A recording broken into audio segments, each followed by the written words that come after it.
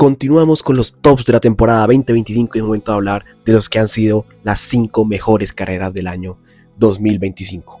Una temporada muy buena con etapas y carreras muy épicas, donde en este top hablaremos de las que para mí, y creo que de manera objetiva, fueron las 5 carreras que más nos impactaron en la última temporada de ciclismo. Así que sin más que añadir, comencemos con el top 5. En quinto lugar tenemos nada más y nada menos que la Amstel Gold Race. Para los que la recuerdan, todos sabemos lo que sucedió en esa carrera. Una de las grandes sorpresas, si no la gran sorpresa de la temporada.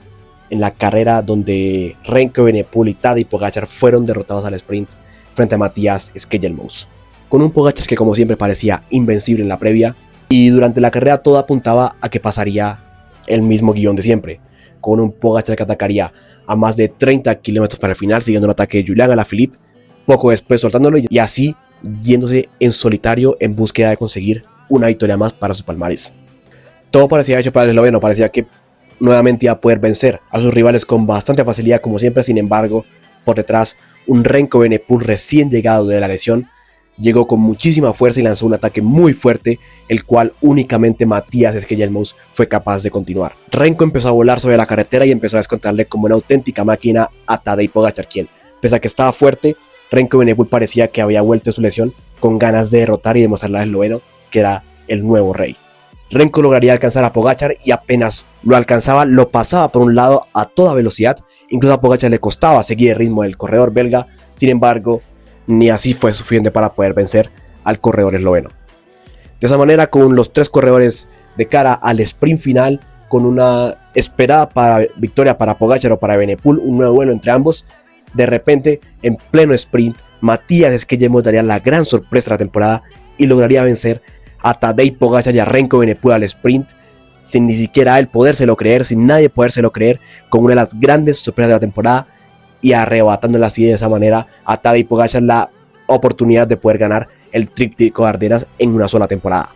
Una carrera sin ninguna duda muy bonita, muy interesante, donde vivimos una de las grandes sorpresas, si no la mayor sorpresa de una carrera del año 2025. Puesto número 5, la Amstel Gold Race. Un año más, la París-Roubaix nos decepcionó y nos dio una de las mejores carreras del año, esta vez con el debut de Tadej Pogačar en la carrera, el campeón del mundo, campeón del Tour de Francia, quien iba a afrontar por primera vez todo una París-Roubaix. Una carrera a la cual es infernal y el propio corredor esloveno corría el riesgo de poder perderse por una caída del resto de la temporada. Sin embargo, decidió tomar este riesgo y en un duelo totalmente legendario frente a Mathieu van der Poel, quien a falta de 90 para el final lanzaba el primer ataque del día, y a partir de ahí lo único que veríamos sería puro show, ya que unos 10 kilómetros después Pogačar era el que pondría el ritmo y sacando así de la carrera a Mads Pedersen y dejando así la carrera entre Tadej Pogačar, Mathieu van der Poel y Jasper Philipsen. Sin embargo, cuando llegábamos a Mons-en-Pévèle, un sector de 5 estrellas de los más duros de la París-Roubaix, el esloveno volvería a acelerar y sacaría del juego a Jasper Philipsen, dejando un nuevo duelo en las clásicas entre Tadej y Mathieu van der Poel, donde ambos en un principio empezarían a colaborarse. Sin embargo, a falta de unos 38 kilómetros para el final llegaría el momento que definiría la carrera, ya que tras un ataque muy fuerte de Pogačar, el corredor esloveno se pasaría de largo en una curva y sufriría una pequeña caída sin consecuencias. Sin embargo, con el nivel que traía Mathieu van der Poel, sabes que darle un hueco ahí sea de 10 segundos es imposible alcanzarlo. Pogačar se levantaba rápido, sin embargo era insuficiente para él alcanzar a Mathieu van der Poel, que con el paso de los kilómetros cada vez iba más fuerte y ganaba la carrera por más de 1 minuto de diferencia, ganando así su tercera París-Roubaix de manera consecutiva y también no es así como el gran rey de la primavera 2025. Un duelo legendario, un duelo impresionante que nos recordaba aquellas épocas en las que Roger de Vlaming y Eddy Merckx se enfrentaban entre sí. Es básicamente la versión moderna de ellos dos, con un duelo legendario, el cual espero que podamos ver en la temporada 2026. En el puesto número 4, la París-Roubaix.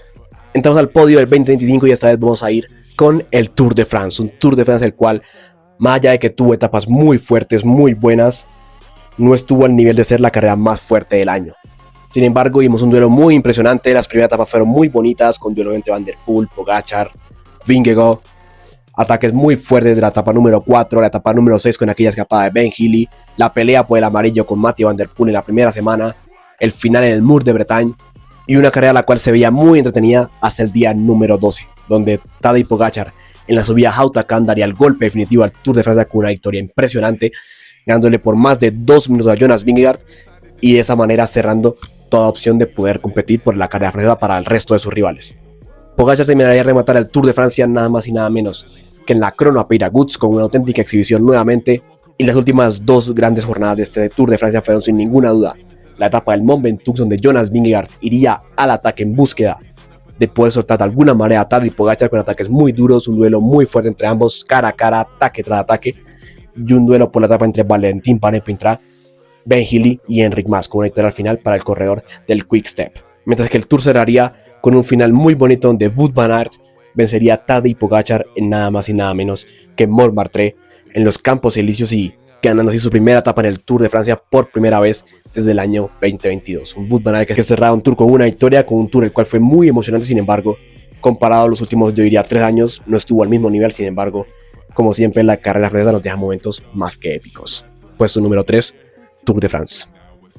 Entramos al segundo lugar y tenemos nada más y nada menos que el Giro de Italia, un Giro de Italia el cual tuvo uno de los momentos más épicos de toda la temporada. Un Giro que en un principio tenía a Roglic y Ayuso como los grandes favoritos para ganar, pese a que eso parecía que iba a suceder en los primeros 8 días.